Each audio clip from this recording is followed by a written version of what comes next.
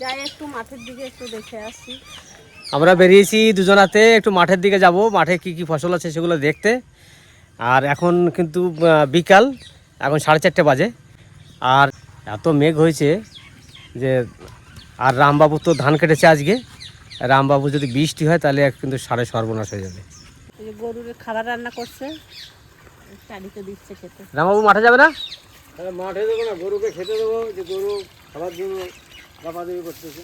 এই যে রামবাবুর মাঠ, এই যে সামনে বাড়ি থেকে বেরিয়ে কিন্তু রামবাবুর জমি শুরু হয়ে গেল। হ্যাঁ বাবা, ভালো লেবু হয়েছে তো। এই লেবু গাছটাই আমি লাগাইছিলাম, তুমি তো গাছটা এই জায়গা উঠাই ওই জায়গা লাগাও, ওই জায়গা উঠাই ওই জায়গা লাগাও। তুমি লাগাইছিলে এটা? না এটা না, আমাদের বাড়ি দুইটা লাগাইছিলাম না। ও সেইটা বলো। তুমি তো তুলে দিলে। ভালো লেবু হয়েছে কিন্তু, দেখো লেবু হয়েছে দেখ, প্রচন্ড হারে লেবু নিচে, আর লেবু নিচে নিচে বেশি হয়েছে লেবু। মাটিতে শুয়ে শুয়ে হয়েছে, যে মাটির মধ্যে ডাইবে গেছে। হ্যাঁ নিচে ওই যে মাটিতে সব পড়ে আছে। এমনি ওই ওই যে দাদা কাজে আসে না, ওই দাদারে বলবি কি এরকম একটু বাঁশ দিয়ে উঁচু করে দিতে। এই যে রামের বাড়ি থেকে বেরিয়ে গেলাম, আর রামের জমি শুরু হয়ে গেল এখান থেকে। এই হচ্ছে জমি, এই দেখুন এই যেখানে সব বাদাম গাছ লাগানো আছে। আমাদের দেখে এদিকে ঘুরে আছে কি শোনা।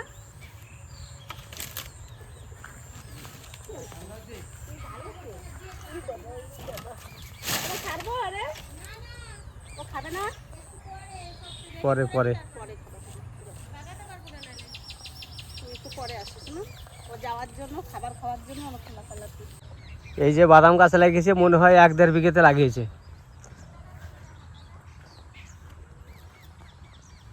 এই দিকেও আছে রামের ভাই মঙ্গলেরও এইদিকে লাগানো। এইটা কিন্তু পুরোই একবারে চাষিবাসী এলাকা, পুরো এখানে চাষ হয় আর কিছু না। ভুট্টা গাছ লাগাইছে এখানে ভুট্টা গাছ, চলো ভুট্টা গাছটা একটু দেখে আসি, আপনাদেরকেও সামনে একটু ভুট্টা গাছটা তুলে ধরি।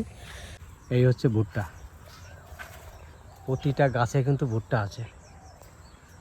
আর এই যে ভুট্টা গাছগুলো লাগিয়েছে, এই ভুট্টা গাছগুলো দেখুন কীভাবে লাগিয়েছে, লাইন দিয়ে লাগিয়েছে। আর এই দেখুন বাঁশ পুঁতে পেরেক মেরে তারের টানা, সব তারের টানা দিয়েছে যাতে ভুট্টা গাছ পড়ে না যায়, তার জন্য তারের টানা দিয়ে দিয়েছে।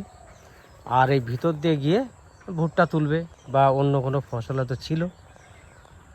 দেখুন ভুট্টা লাগাইছে না। হ্যাঁ, একটা গাছের গুঁড়া তুলে দেখি বাদাম গাছের যে বাদাম হয়েছে নাকি।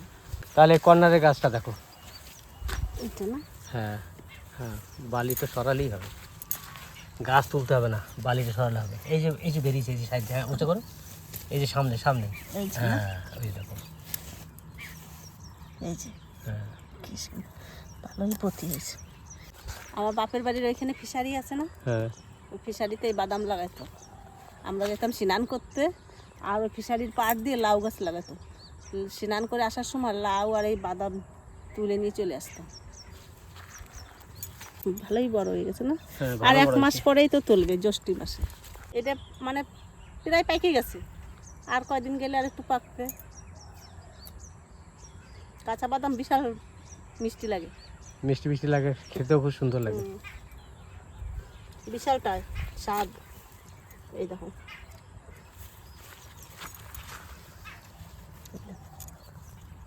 কত বড় দেখছো।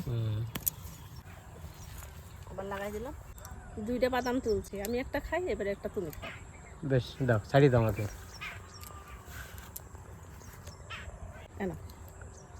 দাও। আমি 2টা খাইছি, তোমার 3টে দিলাম। আচ্ছা আচ্ছা, তুমি বলতে পারবা না আমি একটা বেশি খাইছি। এবার খাইয়ে দেখো কেমন স্বাদ। এই যে 3টে বাদাম ছাড়িয়ে দিল, মানে একটা বাদামের ভিতরে 3টে বীজ হয়েছে আর কি। আর এই কাঁচা কাঁচা বাদাম কিন্তু খেতে খুবই সুন্দর, একবার মিষ্টি তো, মিষ্টি না, বিশাল স্বাদ, কি সুন্দর টেস্ট, দারুণ টেস্ট কিন্তু। এই বাদাম পাকিয়ে আমরা তো ভেজে খাই, মানে বালিতে ভাজা খাওয়া হয় আমাদের, কিন্তু দেখলাম এই বাদামটা খেয়ে তার থেকে দ্বিগুণ স্বাদ এটাতে, এই কাঁচা বাদামে, দারুণ দারুণ। আর এই যে ভুট্টা গাছগুলো লাগাইছে দেখো, একটা মনে হয় বাঁশ গাছের মতো মোটা মোটা হয়েছে না গাছের। এই দেখো, দেখেছো দেখো কি সুন্দর, কি বড় বড় হয়েছে। মোটা ওই জন্য এই গুড়া বালি মাটি তো, যদি বৃষ্টি হয়, যদি ঝড় হয়, হাওয়া হয়, যদি পড়ে যায়, তার জন্য এই যে এই সাপোর্ট দেওয়ার সাইডে জন্য সাইডে সব তার দিয়ে দিয়েছে যাতে কাত হয়ে না পড়ে যায়। চলো এবার ওই দিকের থেকে ঘুরে আসি একটু। তা আজকে আর ভুট্টোটা তোলা দেখালাম না, পরে দেখাবো, এখনো তো আছি 2 দিন। কালকের দিন আছি আমরা, কালকের দিন থাকবো, পরশু দিন আমরা চলে যাব। এই হচ্ছে গরুর খাবার। এই ঘাসটা কিন্তু গ্যামা ঘাস বলে। এই ঘাস যদি বাড়িতে গরু দোয়ানো থাকে বা বাচ্চা দিয়ে থাকে, সেই গরুকে যদি এই ঘাস খাওয়ানো হয়, যদি কারোর গরুতে 3 কিলো দুধ হয়, এটা খাওয়ালে কিন্তু 4 কিলো হবেই। তাহলে ওদের তো গরুতে দুধ দেয়। হ্যাঁ দুধ দিচ্ছে, ওই জন্যই তো বুনিয়েছে না। ওদের এমনি তো প্রতি বছরই মানে ঘরে গরু থাকলে খাবারের জন্য এটা লাগে। বনে ওই দেখো আমার বোনের কচু বাগান, কচু গাছ আর নালতে শাকের গাছ, ওর মধ্যে এক একটা নালতে শাকের গাছ হয়ে রয়েছে। কত বড় বড় হয়েছে নালতে শাকগুলো। আর কচু গাছগুলো একটু দেখো, দেখো কচু গাছ যেমন হয়েছে, কচু গাছ তেমন হয়েছে নালতে শাক। কি বড় বড় চওড়া চওড়া পাতা, কি সুন্দর। আর কচু গাছগুলো দেখো, দেখার মতন কচু হয়েছে। ভিতরে ভিতরে লালতে শাক কিন্তু অনেক। লালতে শাক আছে, পুঁই শাক আছে। তুমি কোথায় আছো? চলে আসো। আমার কিন্তু এই মাঠে ঘাটে বেড়াতে খুব ভয় লাগে, কারণ হচ্ছে রামের বাড়িতে আমি 2 বছর আগে একবার এসেছিলাম। তখন ওই বাড়ির থেকে বেরোনোর সঙ্গে সঙ্গে একটা বড় খড়ির সাপ ছিল। দেখে তো একবারে ফোনা দিয়ে আমার উপরে মানে উঠে গেছিলো। তা আমি দেখে সেই থেকে মাঠে ঘাটে আসা খুব আমি ভয় লাগে আমার। দুজনাতে এসছি আজকে বেড়াতে, তা মনে মনে ভয় আছে কিন্তু। সেই ভাইয়ের উপর পর্যন্ত। হ্যাঁ, এবার আমার শালা ছিল তখন বাবু, তারও একবারে মাথা পর্যন্ত ফোনাটা উঠে গেছিলো, এত বড় সাপ ছিল। সেই জন্যে এখানে আসলে ভয় লাগে, কারণ কি এখান তো গ্রাম অঞ্চল একবারে, আর চাষিবাসী এলাকা, আর এই সব জায়গায় কিন্তু ওই সব জিনিস খুবই বেশি দেখা যায়। এই গরমের দিনে রাতের বেলায় ভয় বেশি। কোথাও যেতে হলে টর্চ লাইট লাগে, নইলে কিন্তু যাওয়া যাবে না। টর্চ লাইট ছাড়া কোথাও বেরোয় না কেউ, মাঠে কেউ ঢুকবে না রাতের বেলায়। করলা চাষ করছি, চলো দেখে আসি। চলো তাহলে যাই। কম ধরেছে। হ্যাঁ রামবাবু, হ্যাঁ ভুট্টা কিন্তু দারুণ হয়েছে। হ্যাঁ, খুব সুন্দর, আমরাই করেছি চাষ। হ্যাঁ সে তো আমি জানি। চলো তাহলে তোমার এবার উচ্ছে বাগান দেখে আসি। আমি জানো এটা বাদাম। একটা বাদাম গাছের গোড়া দিয়ে 2টা বড় বড় বাদাম তুলছি। হ্যাঁ আমি একটা খাইছি, তোমার দাদা একটা খাইছে। আর 1 মাস পরে কি? তুলবা না? এত সুন্দর মিষ্টি না, এত সুন্দর স্বাদ, কি বলবো। বাদাম তোলার সময় আরেকবার আসবা। তো জ্যৈষ্ঠ মাসে তুলবে না? চলো। আবার আসবো জ্যৈষ্ঠ মাসে। দেখো কি সুন্দর আম হয়েছে। আর আমাদের গাছে একটা আম হয়েছে, সারা বড় গাছ। আমাদের বাড়ির সামনেটা আরো বেশি আম আছে, কি সুন্দর ছোট ছোট। দোকানের পিছনটায় খুব সুন্দর আম আছে। পাকলে মিষ্টি কিন্তু আমাদের কাছে আম হয় না। দেখো এই গাছে কত সুন্দর আম, বিশাল মিষ্টি, চিনির মতো মিষ্টি। তাই না? হিমসাগর না, দেশি আম, হিমসাগর না। হিমসাগর না, দেশি সাগর। হিমসাগর আরো বড়। দিদি, এই যে আমার করলা ক্ষেত। করলা করলা খুব সুন্দর হয়েছে। এই হচ্ছে করলা, এই দেখুন কিরকম হয়েছে, আর ভিতর দিয়ে সব ঝুলে ঝুলে আছে। ভালো হয়েছে কিন্তু করলা এবার। শসাও ভালো হয়েছে। শশা শেষ হয়ে গেছে। শশা শেষ হয়ে গেছে না? আরো সামনে এইটা তো হ্যাঁ সব। তো এই করলা তো তুলতে হবে তোমাকে, করলার সাইজ দেখো। করলা তো তুলতে হবে। না, কত তোলার বড় জন্য সাইজের তো করলা করি নাই। দেখো। হ্যাঁ, এটা আমি বীজ তৈরি করবো। বীজ তৈরি করবে। ও, নিজের ব্যবসা করে না? রামবাবু কিন্তু বীজের ব্যবসা করে। যত এই যে এখানে চাষবাস হয়, যত রকম ফসল হয়, সব ফসলের বীজও বিক্রি করে। লঙ্কা শাক, পাট শাক, করলা বীজ, বিভিন্ন শশা টশা, কুমড়ো টুমড়ো যত যা আছে সব কিছুর বীজের ও ব্যবসা করে। হাটে হাটে বিক্রি করে, নিজের বাড়িতেও সামনে দোকান আছে। সেই জন্য এইখানে যা করলা হচ্ছে, এই করলা কিন্তু একটাও বিক্রি করবে না, সব কিন্তু পাকাবে, পাকিয়ে ওটাকে বীজ রাখবে বিক্রি করার জন্যে। আর বীজে পয়সা বেশি, কারণটা কি, করলা যদি 1 কিলো 30 টাকা হয়, যে বীজ হবে তাতে কিন্তু আরও বেশি পয়সা হবে, তাই না রামবাবু? তো চলো আরও দেখি কি কি আছে, দেখে যাই। আমরা যখন এখানে পৌঁছেছি তখন কিন্তু রামবাবু এই জমিতে জল দিচ্ছিল। রামবাবু আর রামবাবুর বাড়িতে একজনা কাজ করে, সেই দাদা। দেখবেন আমি এর আগের ভিডিওতে খেতে বসেছিলাম, আমাদের সঙ্গে খাচ্ছিল সেই দাদা। কাজ করে। সেই দাদা মিলে দুজনাতে জল দিল। আর রামবাবুর এই যে ধান কাটা হয়ে গেছে, আজকে তো মাথায় হাত দিয়ে দিয়েছিল রামবাবু যে বৃষ্টি হলে পরে তাহলে আমার কিন্তু সাড়ে সর্বনাশ, কারণ বৃষ্টি হলে ধানের ক্ষতি হয়ে যায় আর খড় ভালো থাকে না। আর যদি জল জমে যায় 2-3 দিন যদি না তুলতে পারে কিন্তু ধানে কিন্তু অঙ্কুর বেরিয়ে যায়, কালকে সেইটার জন্য আরও ক্ষতি হয়। এই সেই ধান কেটেছে দেখুন, ধানটা খুব সুন্দর হয়েছে। এই ধান মাঠ ভরে কেটে ফেলে রেখেছে, কালকে হয়তো বাঁধবে। রামবাবু ধান কি কালকে বাঁধবে? হ্যাঁ কালকে বাঁধবে। কালকে বেঁধে হয়েছে, হ্যাঁ কালকে ওই সকালবেলা থেকে বাঁধা শুরু করবে, আচ্ছা। তারপরে লেবার এসে নিতে থাকবে। ভাবছিলাম এখান থেকে ঘুরে যাব, রাম বলছে সামনে ঝিঙে খাত আছে, চলো ওইখানে যাবো। তা চলুন একটু ঝিঙে খাতের কাছে যাই। আলু গাছও হয়েছে এই দেখো। হুম, কাঠ দেখলে মনে হয় না যে বাড়ি যাই, মনে হয় কি এই মাঠ খালি দেখি। আর এই যে এখন এই যে ধান কাটা দেখে মনে হয় যেন ধান বান্ধি। রামবাবু এটা মঙ্গল তো নাকি? হ্যাঁ মঙ্গল কি বিক্রি করে না ও বীজ রাখে? ও বিক্রি করে না। কালকে এক কুইন্টাল ছিল। হুম। আম সবজির বিশাল দাম। শুধু রামবাবু ব্যবসা করে বলে বীজের, তাই বীজ রাখে, বিক্রি করে না। আর রামবাবুর ভাই যে মঙ্গল আমাদের ভাই, সে কিন্তু উচ্ছে বিক্রি করে। কালকে নাকি 1 কুইন্টাল উচ্ছে বিক্রি করেছে। 1 কুইন্টাল উচ্ছে মানে কত টাকা করে দেয় তোমাদের এখানে? উচ্ছের কিলো কত? 3500। 35 টাকা কিলো, 3,500 টাকা কালকে বিক্রি করেছে। 1 কুইন্টাল হলে তো 3,500 টাকাই হবে।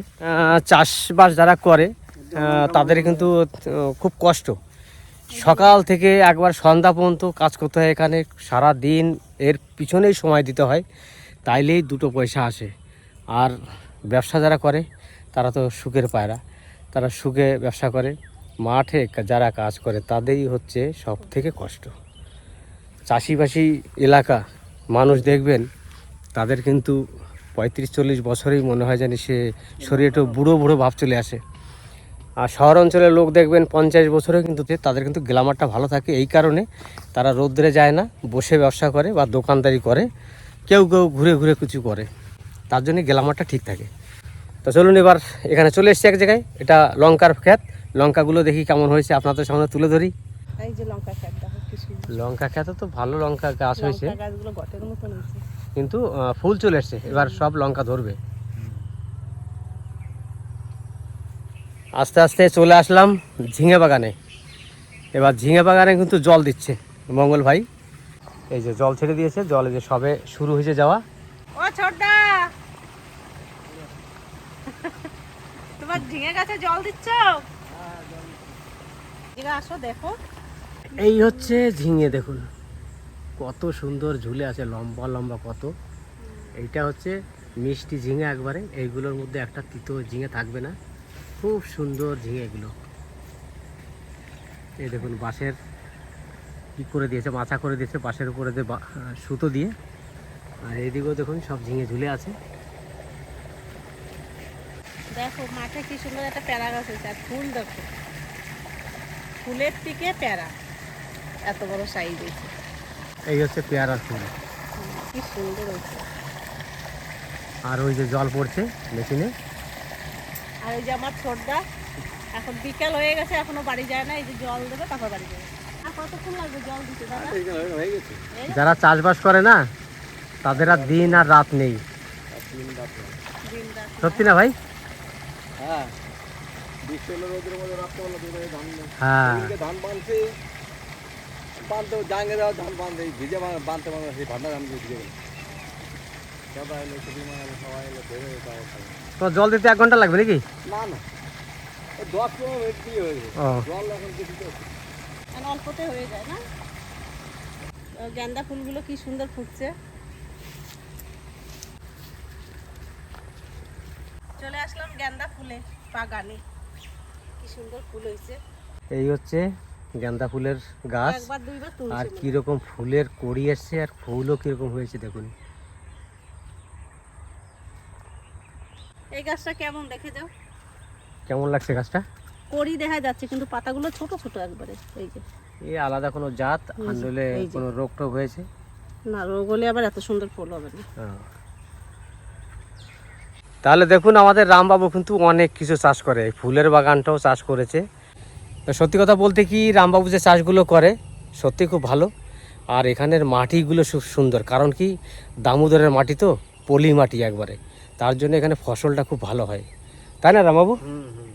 পলি মাটি যেখানেই আছে সেইখানে কিন্তু চাষিবাসীরাই বেশি চাষ করে। কারণটা হচ্ছে পলি মাটির ফসলটাই আলাদা, এটাতে বেশি একটা সার লাগে না, সার খুব কমের মধ্যে হয়ে যায়। মানুষের বাসা ঠিক নেই, পাখির বাসা ঠিক আছে। দেখুন পাখিগুলো সব নিজের বাসায় চলে যাচ্ছে। কথাটা বললাম আমি, এটা কিন্তু বাস্তব কথা। কারণ হচ্ছে আমি কোথায় ছিলাম, কোথায় এসেছি, মানে ভাইরার বাড়ি আমার বাড়ির থেকে প্রায় 50 কিলোমিটার দূর। আজকে রাত আমার এখানেই যাবে, কালকের রাতটাও এখানে মনে হয় যাবে। ওই জন্যই কথাটা বললাম যে পাখির বাসা ঠিক আছে। দেখুন সারাদিন চড়া করে আহার জুগিয়ে তাদের বাচ্চা যদি থাকে তাদেরকে খাইয়ে তারা কিন্তু সন্ধ্যাবেলায় যার যার বাসায় সে কিন্তু ঘুরে যায়। কারোর বাসাতেও কিন্তু তারা থাকে না। আমরা হচ্ছি মানুষ, আমাদের বাসার কিন্তু ঠিক নেই। আজ এখানে কাল এখানে না থাকতে পারি, অন্য জায়গায় কোথাও চলে যেতে পারি। এই জন্যই বললাম যে পাখির বাসা ঠিক আছে, মানুষের বাসা ঠিক নেই। দেখুন কথাটা বলেছি যেহেতু কথা বলার মাঝখানে একটু কারণও আছে। আজ পিয়াকে বিয়ে দিয়ে দিয়েছি, তো পিয়া কোন বাসাতে ছিল আর কোন বাসায় চলে গেছে সেটা নিয়ে উপকারকে দিলাম আপনাদের সামনে একটু। এই জন্যে পাখিগুলোকে দেখে আমার মানে মনে পড়ে গেল কথাটা। যাই হোক, আমি এখানে এসে এখানকার যে মাঠ ঘাট প্রাকৃতিক যেগুলো জিনিস আছে সেগুলো আপনাদের সামনে তুলে ধরেছি। আপনাদের কাছে ভালো লাগলে অতি অবশ্যই আমাকে কমেন্টে জানাবেন, আর লাইক শেয়ার সাবস্ক্রাইব অতি অবশ্যই করে যাবেন। চলুন এখন ভিডিওটা এখানে শেষ করছি। আপনারা সবাই ভালো থাকবেন, সুস্থ থাকবেন, আর আমাদের পাশে অতি অবশ্যই কিন্তু থাকবেন। ততক্ষণে টাটা।